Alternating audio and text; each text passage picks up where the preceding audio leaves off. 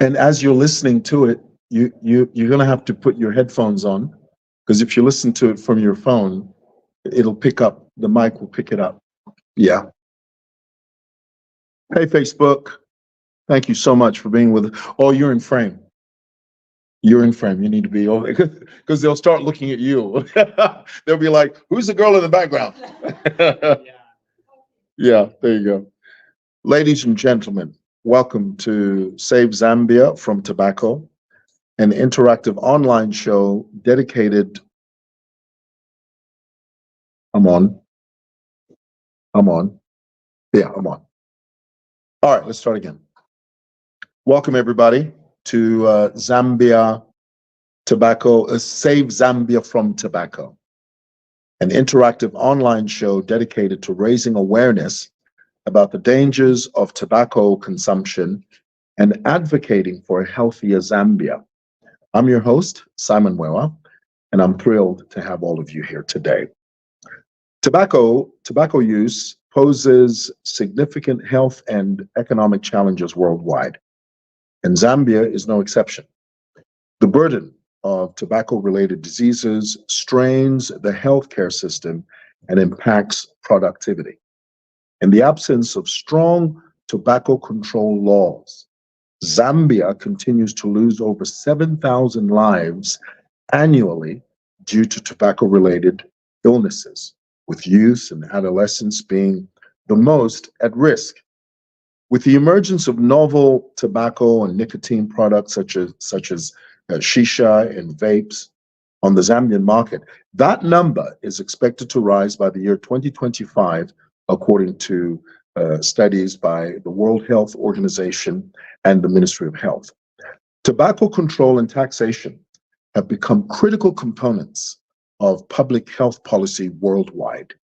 Kenya provides an exemplary case of how robust tobacco control measures and effective taxation policies can lead to significant public health and economic benefits. Against this backdrop, we bring you this online interactive show to highlight the benefits of tobacco control and taxation, drawing from lessons from Kenya's experience. To kickstart our discussion, I'm honored to have with us here our esteemed guests who bring valuable insights into the show. Let me begin with Mr. John Thoming. He's the National Taxpayers Association, what? You're the National Taxpayers Association Project Officer. Please, welcome. Thank you very much. I'm happy to be in this great country and also honored to share our experiences. Absolutely. Now, when did you come to Zambia? I landed here on Tuesday, about 2 days ago. Is this your first time to Zambia? My first time to Zambia, third time to southern part of Africa. Oh, wow. Do you like it here? It's a great country, calm, clean, and friendly people, lovely people. Thank you. Yeah. Let's start with, tell us a little bit about yourself and the organization that you represent. So, Tommy is a project officer on a tobacco tax advocacy project in Africa. By training, an economist, loving nature, and also social and accountability policies. The National Taxpayers Association is a civil society organization, a not-for-profit organization that holds government into check with regard to expenditure and the projects that the governments run. So just to probably narrow down and how we ended up on economic issues, economic justice and tax justice issues, is that the money in terms of the revenue that the government has, it's the citizens' money, it is the citizens' contribution, it is and whatever is done by the government should offer value to the citizens. So we do social scorecards which really try to indicate how much has been used and if at all we've gained value from the revenue. Thank you. And let me turn now to Mr. Well, that was Mr. John Tammy. Now we're turning to Mr. Elijah Mumba. Tell us about who you're representing. Okay, thank you so much, and I'm excited to be here. So my name is Elijah Mumba, as you mentioned. So I'm an economist by training, at least my degree says so. I'm currently working as a public finance researcher at the Center for Trade Policy and Development, but I'm also coordinating the Zambia Tax Platform, which is just a consortium of several civil society organizations that come together to engage in the tax conversations, but also making recommendations to government regarding the tax related issues.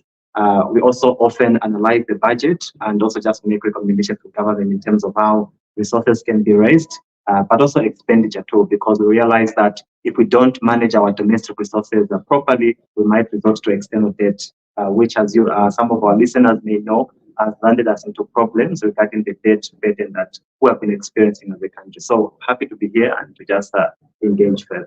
And while I still have you on here, tell us, why should Zambia focus on the taxation of tobacco products?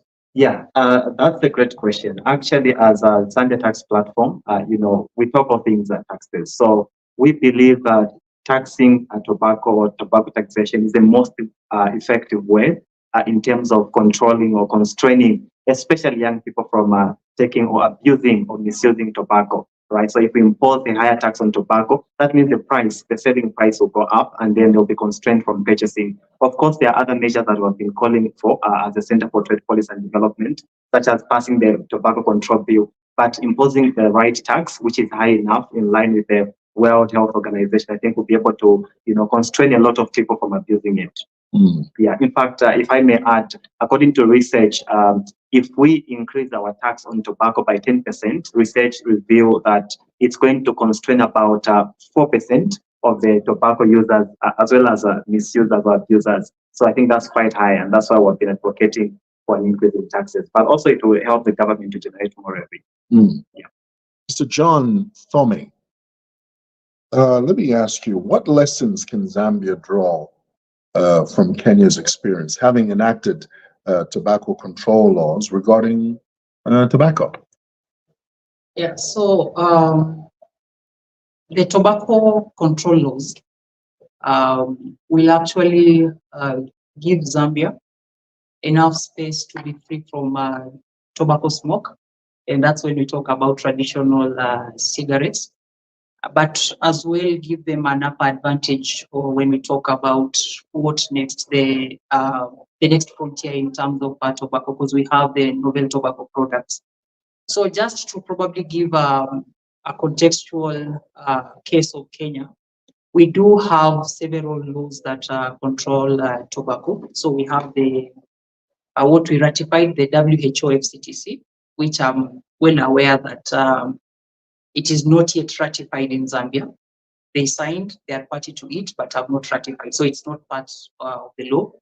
The second one is now the tobacco control bill, which is in Zambia, and we hope that it passes and sails through. In Kenya, we already have the act, and we also have the regulations which operationalize it. So the laws will actually safeguard the country from one, industry interference, which is a very huge challenge when it comes to selling, consumption, and marketing of tobacco products. The second one is in terms of domestic resource mobilization.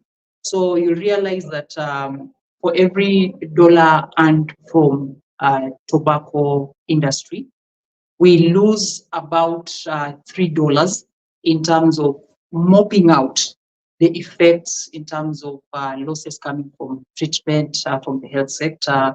We also have challenges that come in terms of labor that we lose and such. So Zambia will be safe from such, and hopefully the revenue will be directed to supporting other sectors. Yeah. So let me ask you, since you're from Kenya, did you go through what we're going through? Was there a bit of pushback from the public, from the special interest groups, and from lawmakers? Was there a bit of pushback? Oh yeah, serious pushbacks. So, for instance, we had our bill passed in 2007, but operationalization came 7 good years later, that is in 2014. Wow. So this is a fight that really needs people to be sober and analyze the cases. So when we talk about industry interference, they know that once these laws are in place, it will be for the greater benefit of public health. And they will, for them, they view you, the consumer and the general public, as their customers. So once we have the law in place, we'll have freedom to sensitize, share factual information, and there is a high likelihood that they'll lose a great constituent of their customers, and that means the revenue to them. So in terms of benefits to the government, there are more benefits that will come with all this, and therefore the industry will always fight. So just probably to give an example in the Kenyan context, is that while we were advocating for these laws to come in place, we had serious interferences in terms of our parliamentarians, because they are the ultimate policy-making organ in our government. Some of them were bribed. Some of them were taken out for holidays, paid in full, together with probably some of their friends. We had some of the ministers, and even to the presidency level, whereby they put some arguments that are not really sound enough as compared to the lives of the Kenyans. So to Zambians, let us fight together. We are in this together. As a tobacco control champion and advocate, we are supporting you in whichever way we can. Thank you. Let me turn to you again, Mr. Elijah Mumba.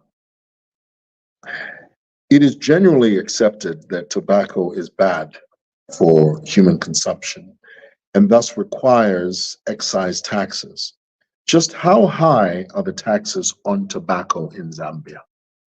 Yeah, I think they are not as high as we would want them. So currently we are standing at 400 kwacha, that's per kg. So in 2022, we are 361 kwacha per kg. So in fact, in some of the recommendations we made to the Minister of Finance in light of the 2025 national budget was, can we increase that to at least in excess of, let's say 550 kwacha? That's still low if you look at it, because that's not constraining enough, because we're imposing that technically on the tobacco companies themselves, and because they are producing a lot of tobacco, in large quantities. So there's an aspect of reduction in their average cost, right? So they don't feel that, right? And the result, that's why the price of tobacco hasn't been changing. Like the selling price, if you go to the market, a particular shop, even here at Simoson, you find that the price is quite low, and almost everyone, even the people who don't work, they would afford. So we have been calling on government to say, can we increase it further? Because now, for example, in Zambia, we are constrained in terms of domestic resource mobilization. Obviously the debt challenges we have been facing, and also our key sectors of the economy, like the mining sector, hasn't been generating enough revenue. Agriculture sector is affected. So we're saying, can we look for other avenues? And I think tobacco, yes, we have two things. We have the consumption side. I think on our part as the Center for Trade Policy and Development, that has been our major concern, looking at young people like myself, and other people are, getting these diseases and dying because of tobacco. So we say, how can we impose a tax, a higher tax that will be able to constrain these, especially the young people that are using it? And same applies to the innovations, like we're calling them a fancy word, e-cigarette, and all of those that have come up. And the way these manufacturers, they package them in a way that is so attractive, even to young people, they wouldn't even know. I think back then, when you look at tobacco, you think it's quite harmful, but now it's very appealing, to young people. So, that's why we're calling even for the tobacco control. But I think if government can just increase it further, one, it will be to their advantage. They will generate more revenue. But also, I think I loved what you mentioned earlier. You indicated about productivity, right? Because if they abstain from tobacco, especially young people, they become more productive because they are intoxicated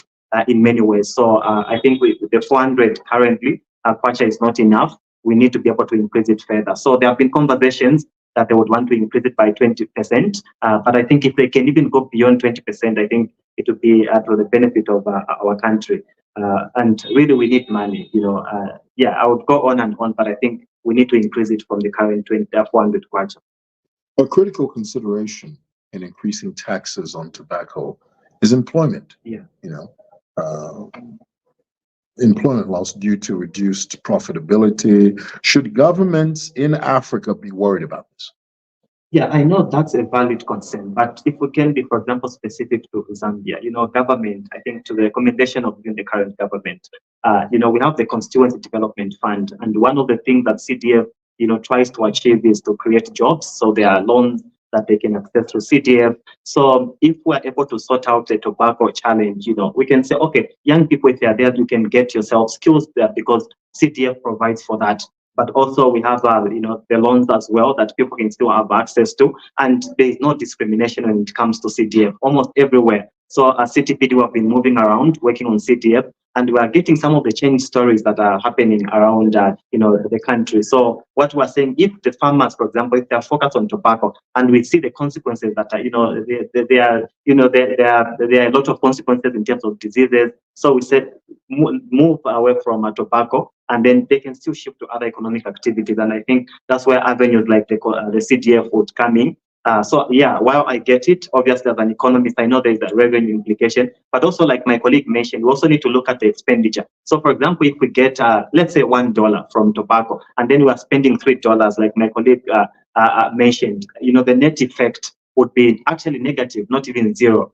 So we're losing a lot. So I think we need to have a comprehensive strategy where even government and other stakeholders involved, including ourselves from the civil society organization, we do a proper analysis, assessment, what are the gains and what are the losses. I think it will help us in moving forward. But regarding employment, I think CDF and other avenues that could be used to help these the beneficiaries of that, obviously, tobacco industry. Mr. John Tommy, let me turn to you and ask you, the tobacco industry always argues that more taxes would increase illicit trade, illegal trade. Has this been the case in Kenya? And probably before I come to that, just probably to add on what Elijah has indicated, he's highlighting, because we've just been from the Revenue Authority, ZRA. So he has talked over 400 tax, but when you talk about the local players, theirs has been incentivized at a quarter of that rate. And the question remains, where does this money to cover the gap, the 3/4, where does it come from? It comes from the people of Zambia to incentivize that. And sorry to be a bit brutal on this end, you incentivize a product that ends up killing you. Because in totality, when we talk of a smoker's body, tobacco affects each and every part of your body. Initially, we used to think that it won't affect your hair and your nails because they are technically part of a deposited protein. But studies over recently have indicated that it totally affects 100% of your body. So it's a loss, which again I think should be addressed, and probably the bill can address that. So moving to the question that you had asked about illicit. So illicit trade is actually in tobacco is actually, one, a creation of the tobacco industry. Two, it's a fallacy in terms of their arguments. So when it comes to issues of illicit, which technically is seen and manifests across most of the products, is a challenge of enforcement, a challenge of adopting better technologies just to ensure that we don't have such cases coming in. So probably corruption. And in Kenyan context, what we are grappling with when it comes to illicit trade in tobacco is the issue of porous borders with our neighbors. But to address such, we've had to adopt technology in terms of track and trace systems, which help you to actually follow up on products that have been manufactured locally and the way they trade across border. So when we talk about probably taxing tobacco products against illicit trade, if well enforced and the revenue authority follows up through the whole system, then the illicit is not an argument to put forward. How has Kenya utilized tobacco taxation as a revenue generating tool? And how can Zambia draw lessons from this? So in terms of revenue raising, so we've had both hits and misses. It has not been a rosy affair between the revenue authority, the industry, and us, the tobacco control advocates. So when it comes to revenue, when we managed to curb illicit issues with the track and trace system, we had our revenues going up. That was a plus. We, at one point, we actually enforced a uniform tax model for tobacco products, which actually reduced the number of consumers, but again increased the revenue collected by the government, which was also a plus, although it didn't last for long. This year, we also had our finance bill, and I'm aware that most of us across Africa and probably beyond Africa are aware of the issues that the demonstrations that were going on in Kenya. However, the bill had a provision to tax tobacco again with uniform structure. So in terms of the revenue raised, there has been, whenever we've had an increase in taxes, uniform model, we've had an increase in revenue and a reduction in terms of consumers. And to us, we consider that a life saved. So another provision that probably we don't consider it to be a tax, we call it a solation fund, whereby tobacco industry players have to pay 2% of their revenue to the government. But this 2% solation fund is ring-fenced, such that it can only be used within the health sector. And the 2% is dedicated to research on tobacco effects, cessation in terms of setting up rehabilitation centers, and also support other issues within the regulatory body of tobacco consumption. So just speaking to the fund and the gains made through the fund, the provision within the law has been there since 2007 and the regulations in 2014. But our advocacy within the same area is now bearing fruits, because now this year the government has indicated a probability of now starting to utilize the fund. So those are some of the gains that we'll see in Kenya, and we hope that our brothers here in Zambia, the policymakers, if they see such case and probably domesticate it here, we'll see pressure within public hospitals being reduced, because now you'll be having more funds. So based on the law of whoever causes the mess should wipe out the mess.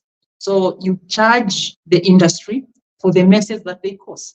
So if they are causing more pressure on our health sectors, then why should they not be accountable with for the same mess that they caused? My guests today were Mr. John Thoming, the National Taxpayers Association, with what's the last part? The National Taxpayers Association? Okay, from Kenya. Yes, from Kenya, right. And on my left here, Mr. Elijah Mumba from Zambia the Zambia Tax Platform Coordinator, ZRA here in Lusaka, Zambia. Thank you so much, gents. Thank you so much. Absolutely. Cheers.